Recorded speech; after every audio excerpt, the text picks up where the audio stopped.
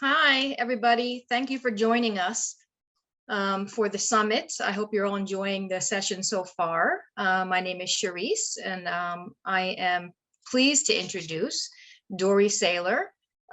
She is a certified speech language pathologist licensed in New Jersey. She has experience working in a variety of settings, including acute care and outpatient.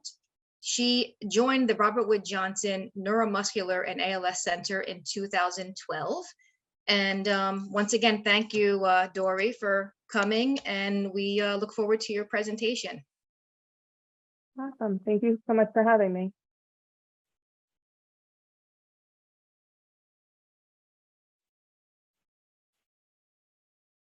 So this morning, what I want to talk about is the communication strategies that we can use with ALS.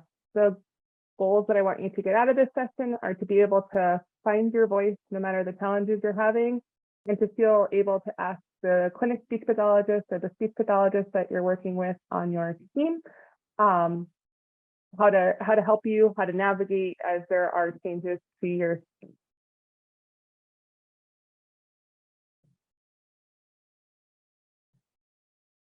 So a little bit about me. I've been a speech pathologist since 2009 and a part of our ALS clinic team for the last 10 years. What I love most about being in the clinic is the ability to be part of an interdisciplinary team and really getting the chance to help our patients communicate at every stage of the disease.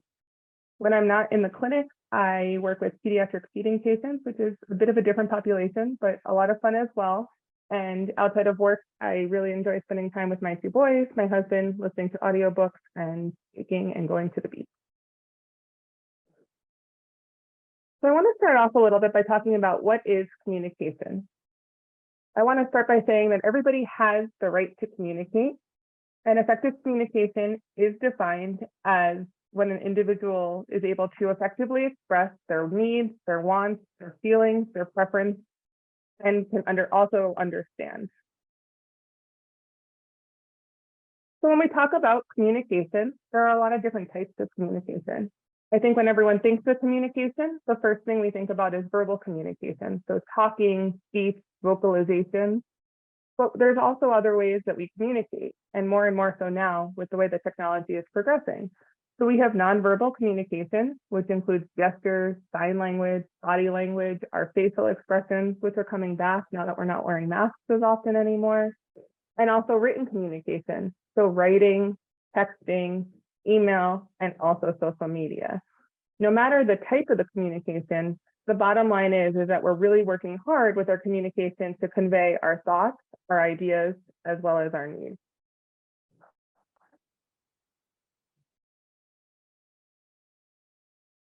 So I want to take a second and kind of identify the role of the speech pathologist and what our job is as part of your team on your journey.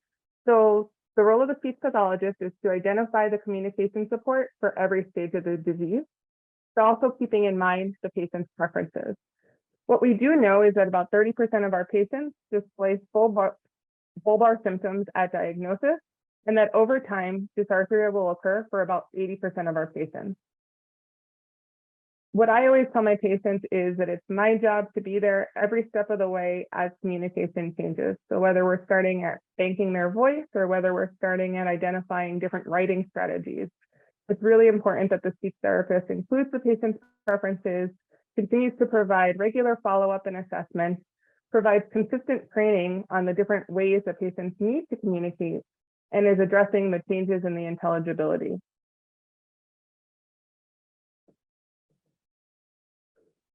So in order to understand a little bit more about speech and communication, I wanted to quickly take a look at the process of how we verbally communicate.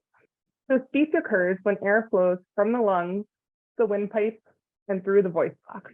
It causes the vocal cords to vibrate, creating sound, and as the sound is shaped by the mouth, so the tongue movements, the lip movements, and the palate.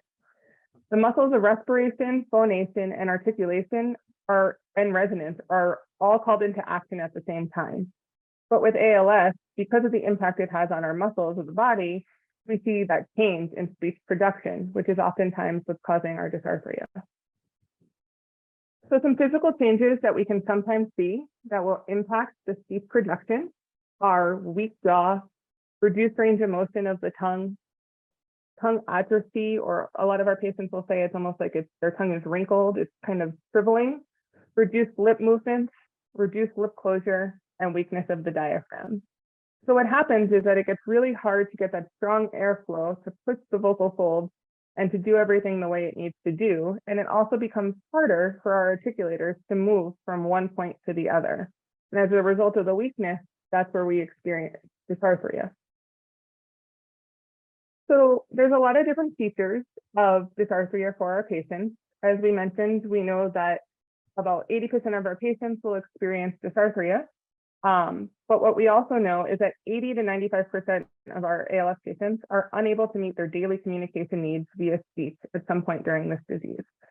So we're going to look at these speech features, we're going to talk about them briefly, and then we're going to dive into what are the best ways to help us communicate even as the speech is constantly changing. So a lot of times what patients will say is that their speech is very slow. A lot of times patients will experience a strange, harsh vocal quality. Sometimes they'll sound very breathy or have weak support. Sometimes we'll see changes to their prosody. They may sound slurred, they may sound imprecise. A lot of times patients will mention that it sounds like they've had something to drink when they haven't had anything to drink at all. And also our patients will experience a lot of nasality. So keeping these features in mind, we kind of want to think, well, how can we do it? And the next question that we get a lot is, can I do speech exercises? How can we make my speech muscles stronger? And the thing we want to think about with ALS, as with talking, with eating, with all of our movements, is we really want to focus on conserving our energy especially in order to manage our bulbar symptoms. So we want to optimize intelligibility for as long as possible. We want to manage our bulbar symptoms by conserving our energy. And as a result, there really are not any exercises to make the muscles stronger. There's no data to support that strengthening the muscles is going to be the best benefit. Again, because what we want to do is conserve our energy and put our focus of our mouth muscles into other areas. So what's next? The first thing I want to talk about is compensatory strategies. So it's really important that you work with a speech pathologist and introduce these strategies early on so that we're maximizing intelligibility throughout the disease. We want to conserve our energy instead of having to repeat ourselves and repeat our message and talk over and over again. So the first thing we want to work on is getting the attention of the communication partner before we start speaking. We also want to keep in mind that we want to reduce the distance between you and your communication partner. So a lot of times when I see patients in the office, sometimes I have a really easy time understanding them, but I'm in a quiet office, no one else is talking. And then if they're to go for lunch after, they may have more difficulty because they're sitting further away from someone, or they're not speaking as face to face, or there's also that background noise. So we also want to keep in mind that we want to speak face to face, and we want to reduce the background noise, whether it be the crowd, TV, other people talking, whenever possible. One of the things I really like to teach early on and out of the gate is the different speech strategies that are available. So one of the first things we want to do is we want to slow down the rate of speech. Slowing down our rate and pacing ourselves and giving a brief pause after each word gives our articulators, those muscles that we talked about that are having a hard time meeting their points of contact, the ability to be able to meet their points of contact if we're moving a little bit slower and giving those muscles just a little bit more time to move. We also want to focus on over-articulating and enunciating different sounds. So sometimes, if we have a patient that says water, you say water very fast, you don't really hear the T in it. But if you say water, you're putting in a focus on that sound and you're maybe redirecting what you're trying to say.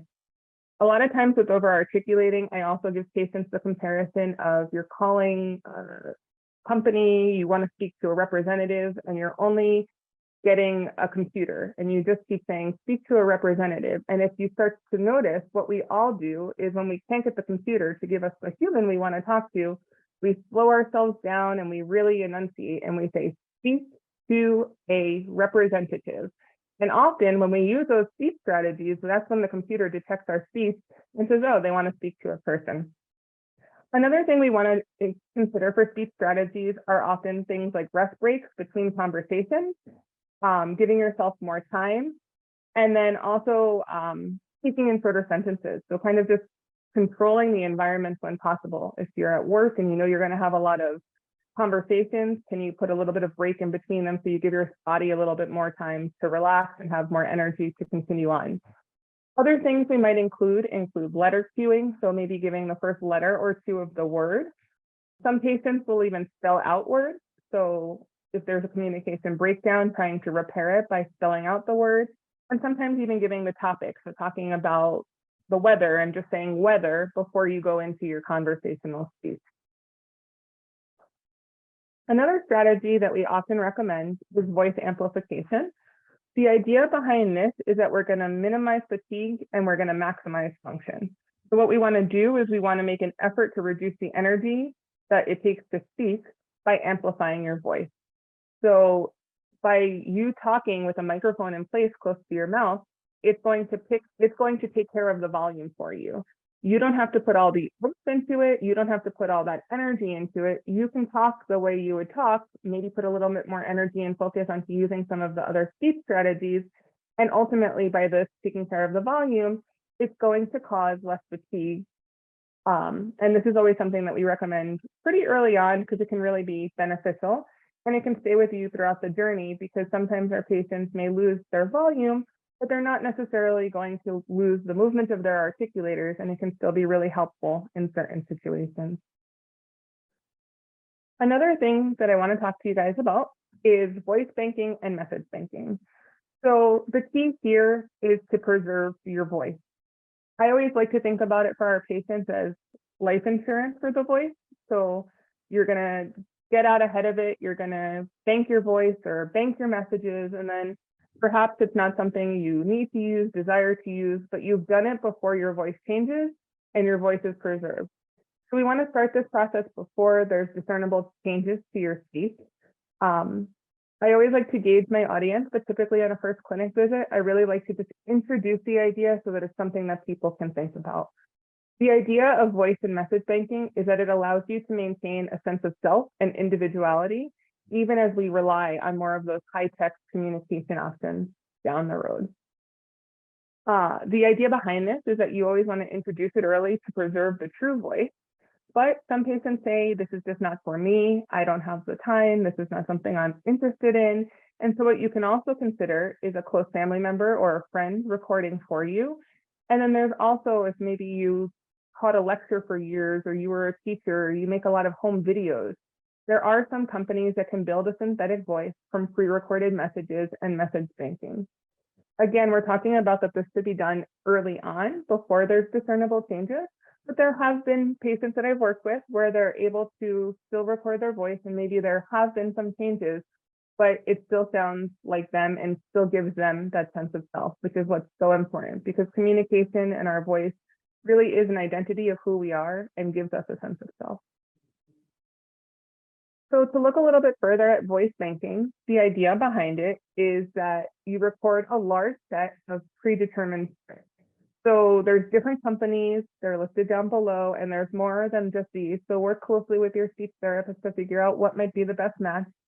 And each company has a predetermined script that you read. And so there's these, some are 50 sentences and some are 300 sentences and some are a bunch of different words, and they're not specifically meaningful to you, but they're words that occur with high frequency.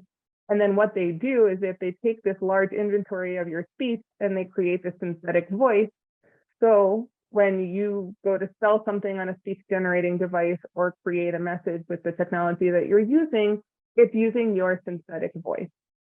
The typical equipment for this is just a headset and a computer. And again, based on the company and the amount of sentences, the amount of time needed can vary. There are options available that you can, borrow a microphone from the chapter or work with a speech therapist who may have one and can help you coordinate. There's also other organizations that can support you if you're looking to do this and you need support with the equipment.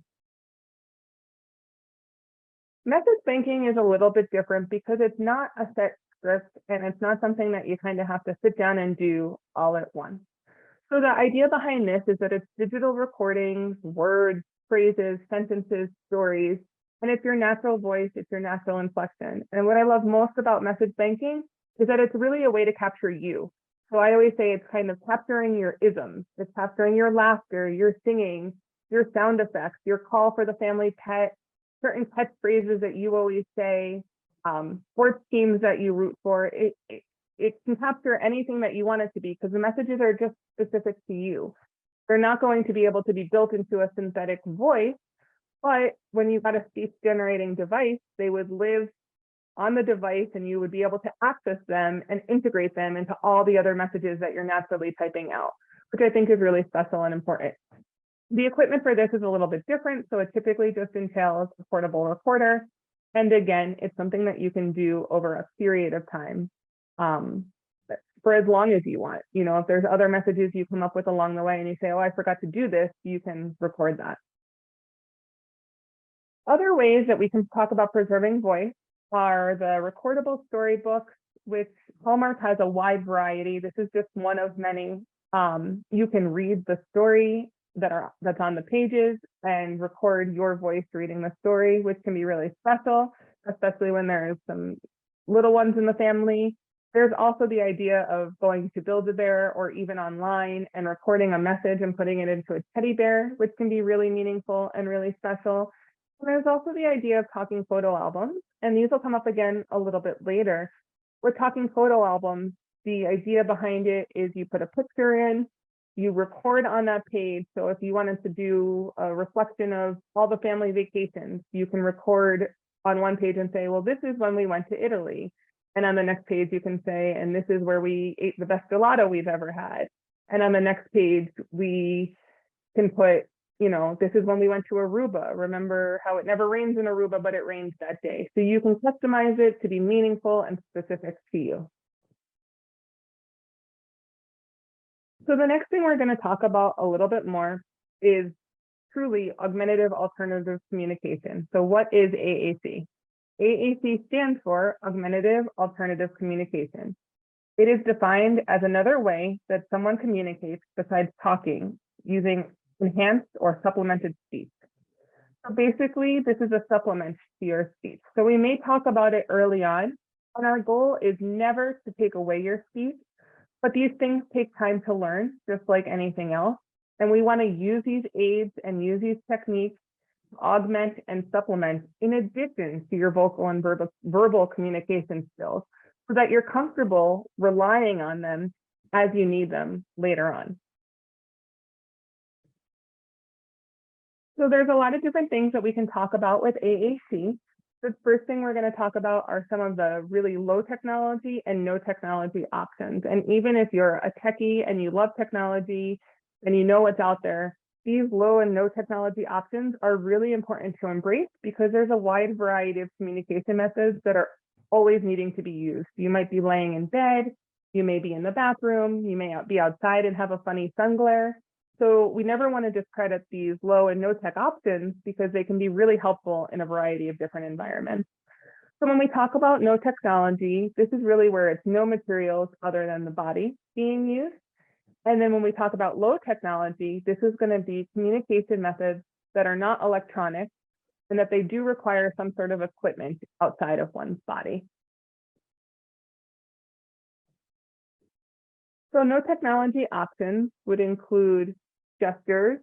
The thing with gestures is it's always really important that we establish the meaning so that everybody knows. So if it's going to be a thumbs up means yes, or a sideways thumb, or whatever movements you have that are available to you, we want to establish with our caregivers, with our communication partners, what does that gesture mean? Because for some patients, it doesn't always mean what we would think, and we don't want to assume and cause communication breakdowns unnecessarily.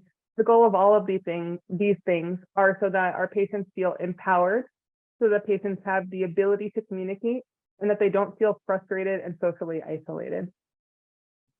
In addition, some of the low technology options that might be available are writing. So these are some basic things like pen and paper, dry erase board, and a boogie board.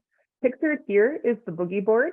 I love it because you can write your message out and you hit that black button on the top and then it erases and you can do it again. Some people like pen and paper for certain situations, like they go to the doctor's office, they're going to see the clinic team, they have a few different questions, and so they want everything organized and together and they want to write down their answers, and that's great. But the boogie board on the day-to-day for communication can also be really, really beneficial. So one of the next things I want to talk about is partner-assisted scanning. Partner-assisted scanning can be a little difficult to explain, so bear with me. If you guys have questions, you can put them in the question box and we can answer at the end. But I love this method because it's really great and it relies a little bit less on our patients and a little bit more on the communication partner in terms of when we look at movements and different things. So this isn't going to rely on the patient to necessarily point to the board, but instead for the communication partner to point to the board. So again, right out of the gate, the first thing we're going to do is we're going to establish a consistent yes/no response. Whether that be they're going to look up every time it's yes and down every time it's no, whether it's going to be 1 blink or 2 blinks, or set up a gesture so that it's a consistent response. From there, what we're going to do is the communication partner is going to point to each row one by one. And I have an example on the next slide. From there, our patient is going to confirm the row with that established yes/no response. So if we're going down the board and it's A, E, I, and they confirm that the letter is in that row, they're going to give their response. And once that row is identified, then again, the partner is going to go letter by letter, and the patient is going to confirm the letter. So I'm going to go to the next slide so you guys can see a little bit more of what I'm talking about. I think one key thing here is that our communication partners keep a little pad with them so that they can write things down, because when I've used this with patients, people get really good at this really quickly. And then what happens is it's hard for the communication partner to keep up with what's being spelled. So if we look at this here, what we have, I highlighted in red, would be the first thing we do. So somebody would be pointing with their finger, the communication partner, and they would go down the row, A, E, I, and when they got to O, there would give that nod. So, okay, we're in the right row. And what we're going to try and spell is the word pig. So we're going to start again, and the patient is going to take the partner is going to take their finger and they're going to point to the O, and they're going to point to the P, and the patient is going to give a nod because we've reached the right letter. And then the process starts again. So if we're spelling out the word pig, we're going to go down the rows. So we're going to go A, E, I, and we'll get a yes head nod. And then again, the same thing, they're going to start pointing at letters and they're going to point to the I, and we're going to get a head nod right away because that's the next letter in the word pig. And then again, repeat the same process. So they're going to go down the A, and when we get to that row with the E, they're going to give a nod and they're going to point to the E, F, and then the G, and we're going to give a nod, and we've spelled out the word pig. My email was on the first slide. If anyone has questions or about this, they can communicate after. I'm happy to explain it a little further, maybe with a board in front of me might be a little bit easier. And also ask your team and ask your speech therapist. It's a very simple strategy, but it can be very, very effective. So in addition to that, there are some patients where simple things like customized communication books are the best method. So maybe you have different pages, what you want to eat and drink, what your bathroom routine is, what your morning routine is. And this is functional when somebody can really flip and point and go quickly through it. But it can also be, changed so that somebody can flip the pages for you. And again, with that established yes, no, blinking, nodding, whatever it might be, you give a nod, you're on that page, and then the communication partner can point for the patient, and the patient can give that established communication once they've reached the right picture. But again, this is nice because it gives a lot more options, and you can find all these different things online. You can work with your speech therapist to kind of customize different communication options. Sometimes going to the doctor's office, it's really easy to have whether it's customized communication books or customized communication messages, so that you can engage in a more quick conversation. Another option we have are letter boards and topic boards. So I always like to give these out in clinics. You can also create your own. You can download them from online. lots of different options. So you can use something like the partner assisted scanning, but you can also use these to point, spell out words. I always like to encourage patients to make a copy of them, put them in page protectors, put them in every pocketbook, in the car, in the bathroom, anywhere where you're going to need them. The way you would use the letter boards is to just point and spell out words. And then the topic board, perhaps you're going to just get people to the right topic. So if you wanted to talk about, did everybody watch the Yankees game last night? You might point to TV, and then maybe if there was a sports button on there or a sports box on there, you could point to that. If you're hungry for lunch, maybe you're going to point to food. And then what you can do is kind of customize these boards. So, you know, you can work with the speech therapist to kind of identify what are the things that are most important to the patient, most important to you, and then we can put those into the board. Another example of a topic board, these are great to have, you know, at the bedside to explain some basic medical needs, some basic hygiene needs. This is an example of one you can purchase online, but again, these can all be customized. And sometimes what I'll encourage patients to do is to really take a deep dive onto the internet and then sit with family and kind of brainstorm, what are your everyday needs? The other day I was talking with a patient, we were talking about when he's sleeping that his ear gets tucked under him and then it gets uncomfortable, but it's hard to communicate that. So we talked about how can we make like a board for when we sleep so that it's, can you pull me up in the bed? Can you fix my pillow? Can you fix my ear? I need to be suctioned. So all those basic needs that just kind of center around nighttime. So again, you can get online and you can find these, but it's also nice to be able to customize them specifically to what you want them to say. Another option we have are laser pointers. They can be attached to glasses. They can be attached to the brim of plaque. They can be attached to the hand if there's still some mobility. It really depends. You can see in the picture here, the laser pointer is kind of positioned to use with a board right in front of the patient. Sometimes for our patients that are spending more of their time in a recliner or a bed, sometimes a really big board that can be kind of posted on the wall might also be beneficial. It just depends. And again, what you want to do is work with your therapist to figure out, you know, is this the best option? How is this most functional? And then also sometimes incorporating our PT and our OT in terms of positioning. What is going to be the best? Is it going to be best to try this with our hands? Is it going to be best to do it with our glasses? If you don't wear glasses, what I've done before is pop out the lenses on a cheap pair of sunglasses and attach the laser that way. So there's always options, there's always solutions, and this is just one of the many things we want to keep in our toolbox. So the next communication board is also real beneficial, but again, bear with me, a little bit hard to explain, not being directly in person with somebody. This is called an E-Tran eye gaze board. So the board is organized with some letters and numbers in 6 different sections.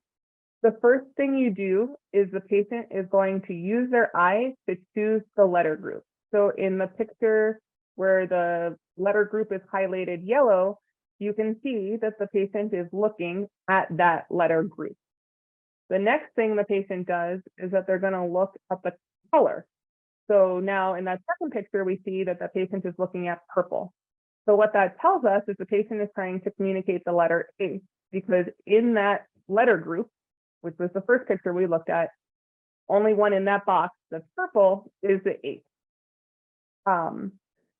Again, a little bit complicated, but can be talked through. I'm happy to answer any questions. And again, a speech therapist can show you how to do this. Sometimes these boards with the picture or with the letters and the colors can be a little bit difficult. So you can see in the bottom, what you can do is also customize your own. So you can order these online. You can buy a small thin piece of plexiglass from Home Depot or Lowe's, and you can just customize them with basic immediate needs. Yes, hungry, no, thirsty, bathroom, TV. And then you can also just kind of glance at those, again, making sure we've established our yes, no communication.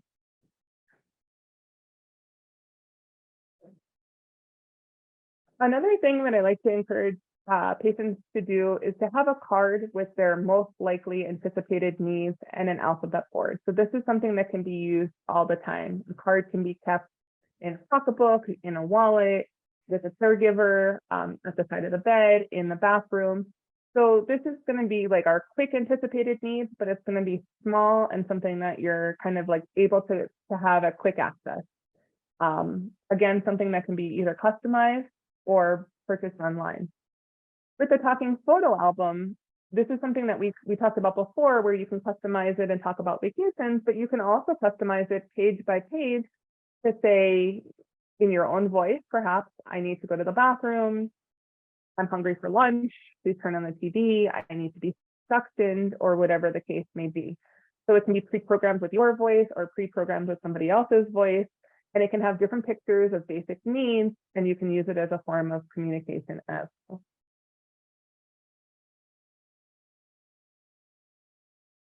So the next thing we're going to talk about is high technology augmentative alternative communication. So high-tech AAC are the electronic devices that permit the storage and retrieval of messages. These often allow the use of speech output. Typically, they're referred to as speech-generating devices, and they can be accessed in a lot of different ways. I think a lot of times when our patients think about augmentative alternative communication, this is what they think about. You know, they've heard about a Tobii Dynavox, or they've seen a patient utilizing a device. So I think a lot of times, maybe even with the patient that's got a new diagnosis, people have a hard time thinking, oh, I'll need this computer, or I'll want this computer. I don't need that. But we always really, as a speech pathologist, my job is to encourage you guys to be open to all forms of communication. So some of the simple things we talked about, and then also thinking about these down the road, because they can really provide awesome enhancements in quality of life. And I think that's what's really important. It's giving you the opportunity to be part of a conversation, to not feel socially isolated. And the technology is just incredible. So they can run sophisticated software vocabularies. They can have a bunch of different voices. Some of them have different languages. They're fully accessible, so they can be controlled with switches, but they can be controlled with your eyes.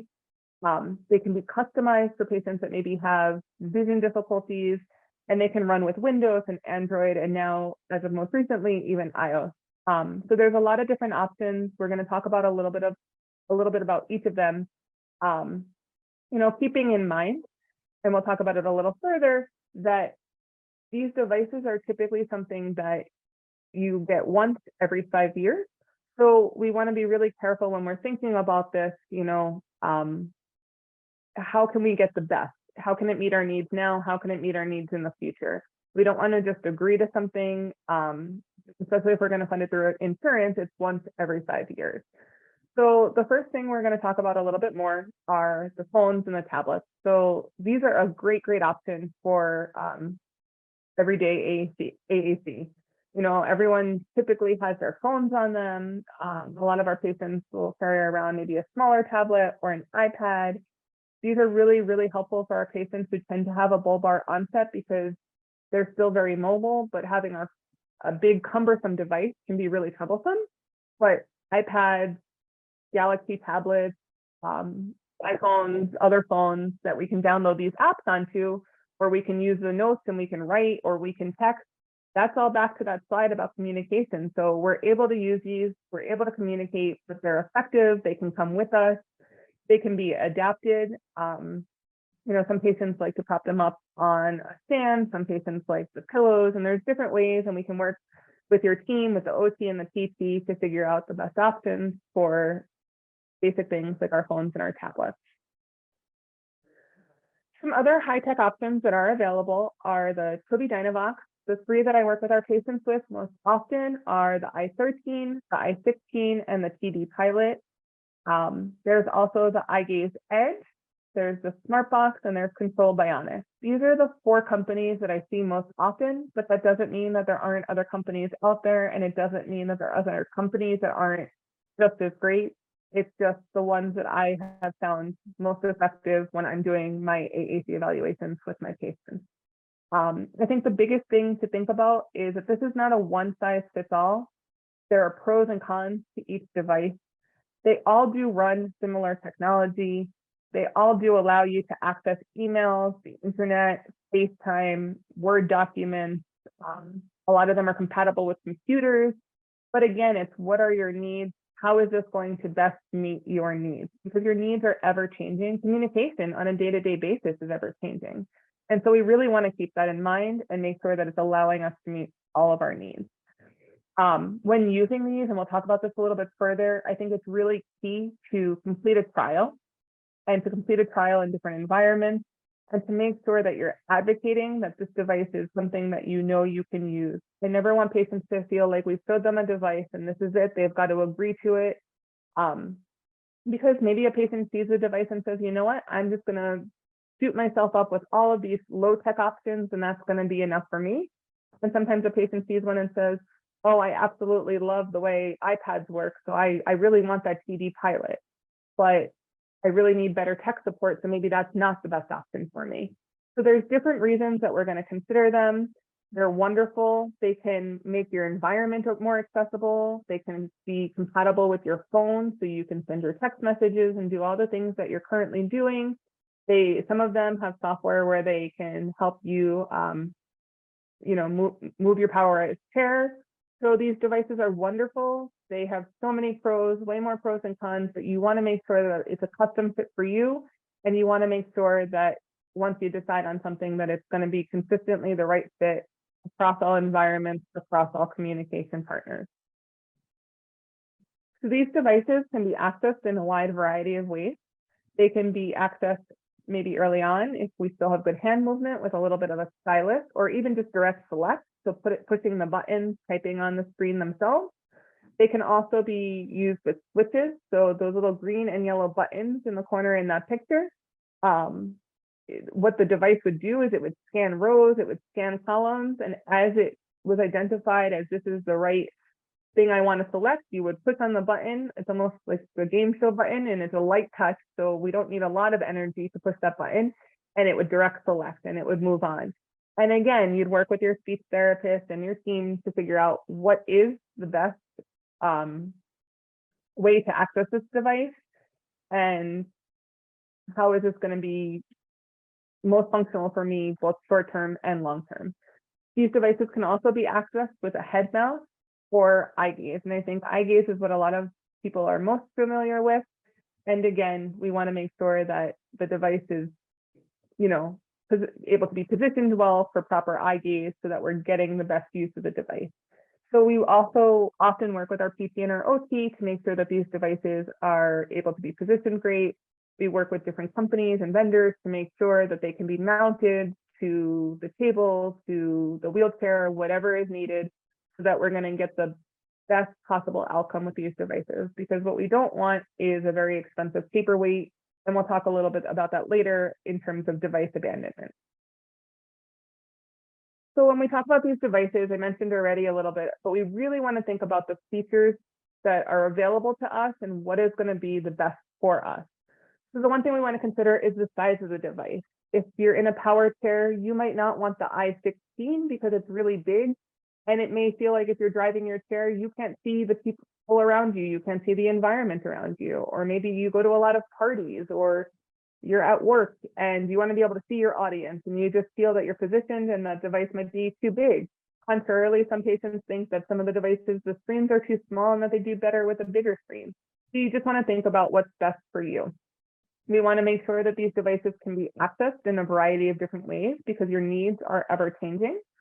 We want to think about the volume of the device as well. So your partner might be hearing impaired and you might need the volume to achieve a certain amount of loudness. Maybe it's really noisy when you're going to different events and you want to make sure that they can achieve the volume that's appropriate so people can engage in conversation with you. Another thing we want to make sure that we do is consider vision. This is a big one for our patients. Sometimes these devices pick up a glare on glasses. Some of our patients are maybe developing a glaucoma and are having a hard time accessing and controlling certain devices. And also some of our medications that our patients take, like entirely and other things for secretion management, can really dry out the eyes. And sometimes if the eyes are too dry, the cameras can be more difficult to use. Not to say that they can't be used, but we just want to make sure we identify the most sensitive camera for your eyes. Another thing to consider is the positional features. So in terms of the mounting options, how what size is it going to be when it is mounted? Can it come off the mount with ease if you're going to spend a lot of your day in a recliner at home or in bed? What are the best ways to position the device? Many of our patients are bilingual. We want to make sure that maybe they are able to use the device not only when they're speaking to their everyday caregivers and doctors and things, but also with their families when they're using devices with their communities. We want to make sure that they've got all the language capabilities that are needed. We want them to be compatible with the current technology, so the different phones and things you're using. I feel like that one, the technology is changing in a really positive direction really quickly. Most of these devices are now compatible with all of the phones that are out there. And then we also want to consider the additional features. Insurance isn't going to cover these devices so that we can shop on Amazon, so that we can send an email, so that we can FaceTime with our families. But the reality is we need to keep pushing as speech pathologists and advocating, because those are all forms of communication. And so we want to make sure that the device you select is going to be the easiest way for you to continue to do the work that you love to do, to socialize, to do online shopping, to be on social media, to use all of those things and benefit from them, because those are all ways of communicating. So one of the things that I just want to make sure that everyone is aware of is funding for these devices. So I think the big thing is that one system is funded by insurance, including Medicare, Medicaid, and commercial insurance every 5 years. So we want to make sure that we are selecting a system that is good right now and is going to be good in the future. And what we don't want to do is think about these features of where your needs are now and not think down the road, because what might happen is then if you use your funded system as an iPad or a device that doesn't have eye gaze, and 3 years down the road you need the eye gaze, the insurance isn't going to participate in funding that. So we just want to be really careful thinking about the whole picture. Again, I can't stress enough the importance of pushing for a trial of the device at home, a trial across your communication partners, and a trial across all settings. If you spend some of the day at home and some of the day at your kids' sporting events, you want to make sure that that device can be used across a multitude of settings. If you're working with a therapist or a representative from one of these companies and they're saying, oh, this device looks great, it's wonderful, you should really do it, make sure that you feel that it's really great and that you feel confident in it, and that your caregivers feel confident and that they're able to help you manipulate the device as well. I think the trial period is so important. And I think sometimes, even when I was starting out as a speech pathologist, I don't think I gave enough credit to the importance of making sure that this was the right device. And now I just understand how important it is. And I really, really want to make sure that you guys do as well. Again, we don't want us to go out and buy iPads aren't cheap, they're expensive, but we don't want to buy a $800 iPad when down the road a speech generating device might cost $16,000. So we want to kind of balance this out, keep it in mind. Maybe you're in the middle of the road with what your needs are. Talk to your therapist, talk to your team. A lot of opportunity is there to get loan devices, sometimes from the chapter, sometimes from Team Gleason. We'll also mention Bridging Voice, which is an organization I work with that can really support communication and help us. But again, we want this to be the right device for your entire journey. I can't stress it enough, because we just want to not have a device that we use only a few times. We want this to be something that you get the most benefit from. So here I have a bunch of the different apps that are available. This was last updated, I think, in 2021. So some of these are ever changing. There may be more apps now that are available. What I liked about this chart was that it lists whether it's good for Windows or Apple's or Android or whatever the case may be. What I always recommend to our patients is I always encourage them to use the light version whenever possible, download it and give it a try. It may work great. It may not be the right one for you. So try them out if there is a light version available, see what's available, see what's out there, see what you like and see what you don't like. In addition, sometimes I'm not as up to speed on the apps, and some patients find them and say, hey, I've been using this and it works really well. So what I always encourage our patients to do is to, get into the App Store on your phone and either type in AAC or Augmentative Alternative Communication, or even text to speech, and see what it pulls up and try the different apps and see what works. it's one thing to spend $7.99 and try something, but it would be another thing to spend $149.99 if you didn't like it. So try them out, talk to your speech therapist, work together and figure out what's going to be the best option for you. So we talked a little bit about picking the best device and what that means. And I had said that what we don't want is to have a $16,000 paperweight. We want these devices to be used. We want them to be across all environments, across all communication partners, and we want you guys to feel empowered to be part of communication all of the time, whether that's sending an email, FaceTiming, having a conversation, or continuing to work. And so what we want to make sure we do is learn how to use the device so that it's not abandoned. What the research has found is that these device abandonment often happens with low levels of training and low levels of follow-up. And it also happens often when they're difficult to access, position, and transport. So if we pick a device, but it doesn't really detach from your chair and you're not using your power chair as much as you thought you would be, that might be a reason that patients aren't going to use the device as much. If it's hard to get the correct eye gaze calibration, it's hard to position, patients may not use it as much. If it's heavy and difficult to transport and you're spending a lot of time at the summer in different places, but it's really difficult to bring, so you don't bring it, again, people aren't going to use it. And also too, getting these devices, they shouldn't just be, well, here's your device, the rep brings it to you, you set it up, and then we're good to go. We want to make sure that we're showing you exactly how to use it, what to do. So again, we want you to trial a variety of different devices during the evaluation, know what's going to be best. We want to train a variety of communication partners on how to use the device. We want you to work with your speech therapist as much as you can to learn how to use the device, to program it, to set it up. And also we want to make sure that you utilize the tech support. What I can say is that all the companies that I listed on that previous slide have outstanding tech support. I am not the most tech savvy person. I've been in the middle of an evaluation with a patient and I've called them in a pinch. And I cannot say enough great things about each of the companies in terms of support that they were willing to give me, but also to our patients and when my patients have had difficulty utilizing devices. Another quick thing, which is still communication that I just want to touch base on, is safety. We always want our patients to be able to quickly and easily obtain the attention of our communication partners. So whether it's a wireless doorbell or a feed monitor or an accessible call bell, those are all great, simple options that you can use. And then also the speech generating devices can be programmed to alert somebody that there is a need. Maybe somebody fell, something's going on, there's an emergency. The alarm is loud, it is grabbing of an attention. I'd say my entire office knows when I'm doing an evaluation because we always test the call bell on a speech generating device and it is loud and it is sharp. The other thing I always like to recommend too is making sure that you're in touch with local emergency services to advocate for yourself, to let them know that somebody in the house is having difficulty with their speech, that you might be calling 911 with your speech generating device and that it's not a prank call, but that there is somebody in the house that really needs help.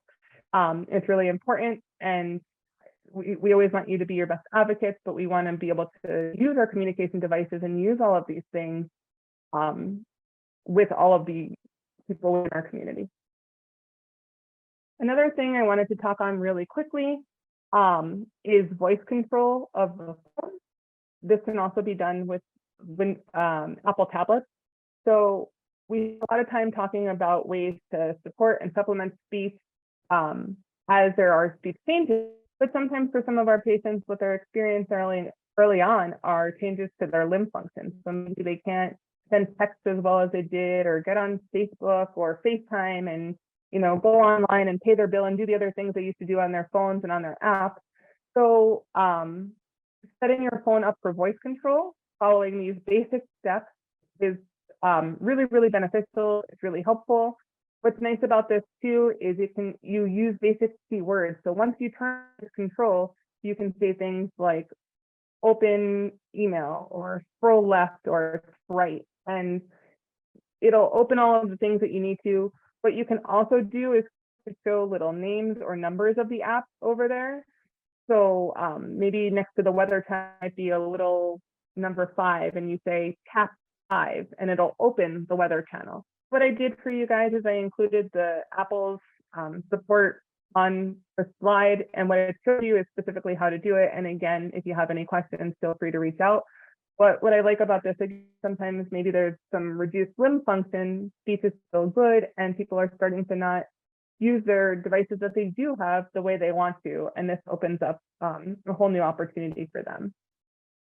Another thing we didn't talk about, and I don't have a specific slide for, but whether it is with this voice control or even if it is with these speech generating devices, what you can do is use it to control your environment. So if you have an Alexa or a Google Home or a smart home, you can make, you can generate device messages that say, Alexa, turn on this, or whatever the case may be. And it's another nice opportunity available.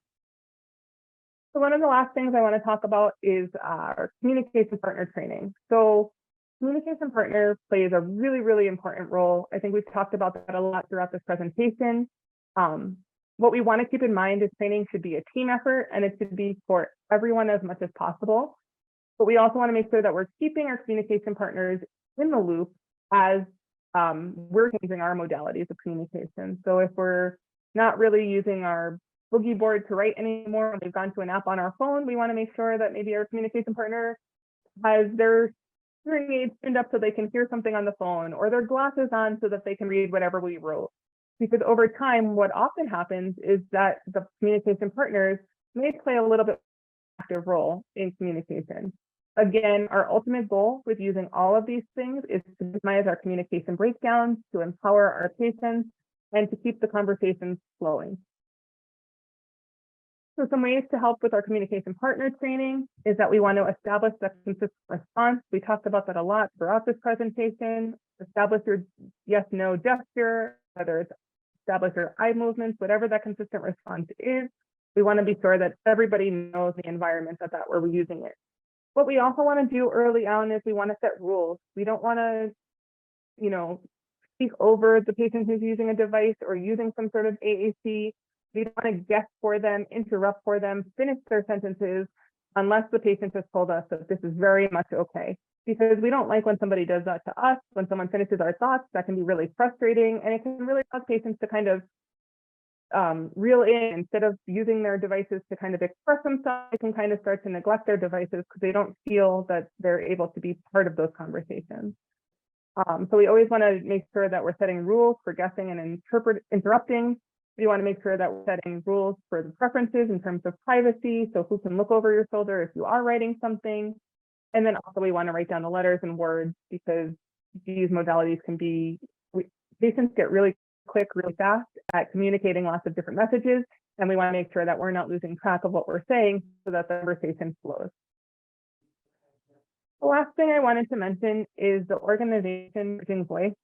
They're a not-for-profit organization that is specifically geared to helping our patients with ALS with communication. They have been an absolute unbelievable resource for me as I learned as a speech pathologist to help and empower our patients in terms of communication. I encourage you to really take a look at their website. They can do remote calls. They can help train once you've gotten the device. They can help problem solve. They can help develop different boards for different settings. They're a plethora of knowledge, whether it's high technology, low technology. They're a wonderful team. Again, they work as a not-for-profit. They're just meant to be here to help support communication, because all of you guys deserve the right and the ability to communicate effectively. I've enjoyed working with them remotely for about 3.5 years now. They helped me through most of my AAC evals, and it's just been a wonderful resource. So I do encourage you to take a look at that. And outside of that, I think that is it. And I'm here to answer any questions that you may have. Thank you so much for your time. Really appreciate it.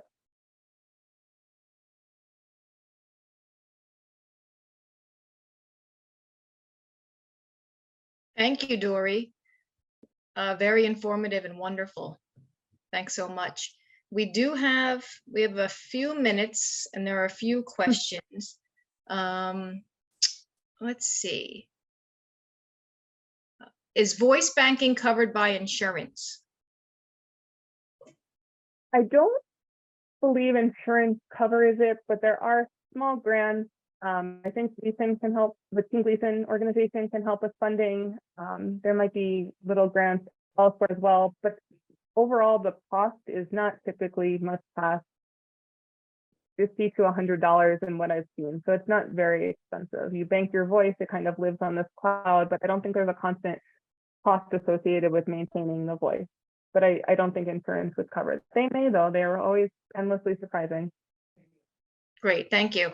What if someone does not go to a clinic? How do they go about obtaining the equipment? So Virgin Voice is a great organization to reach out for communication support, and they can help you with that. Even having an evaluation done in just a local speech pathology office, you know, maybe calling ahead and making sure that you have a therapist. They don't have to be an expert in ALS. They need to be well versed in dysarthria, in augmentative alternative communication, and those are the things you want to ask, because you don't want to go see a speech therapist and have them give you speech exercises, right? We talked about that not being the most beneficial use of your energy. So you just call ahead and make sure that the speech therapist has experience with augmentative alternative communication and dysarthria patients. I think that would be key in searching for a therapist. But there are definitely therapists, especially ones probably affiliated with hospital organizations that are, even though they may not be part of the clinics, they may have those capabilities for you. Great, thank you. Well, it looks like we have 3 minutes left. I don't know if we have time to answer this, but if someone has FTD, what's the best way you think for a family to communicate with them if they can't use the technology? So I think picture boards and basic communication boards are always our best bet, especially the talking photo albums that are more meaningful. They're very basic. There's one picture to a page. Even if you're the person flipping through them for your communication or for the patient, I think that's probably the best bet, is to keep it really simple. There are technology options that are out there that are more meant to be more sensitive to patients with like aphasia and language difficulties. But as FTD progresses, I think these devices end up more often than not abandoned and more difficult. But I think personalizing communication books, putting 1 to 2 pictures on a page, giving letter choice and kind of structuring the conversations would be some of the best tips. Thanks, thank you. Okay, but if there's any other questions in Whova, we will get them answered for you. And I thank everyone for joining us. Thank you so much, Dory. And please join us at the next session, which is at 12 o'clock on advancements in ALS research. Thanks, everybody. Thanks, Grace.